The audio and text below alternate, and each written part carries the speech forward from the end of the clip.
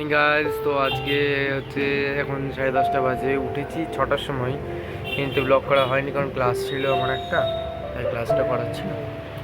এই এখন পড়ছি, দেখাচ্ছি তোমার সেট আপটা আজকে।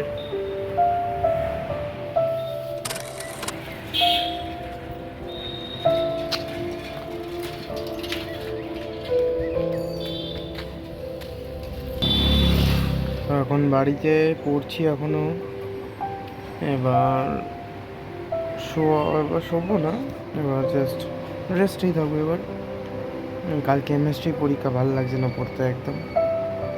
তো চলে, এবার ব্লগটা কন্টিনিউ হচ্ছে।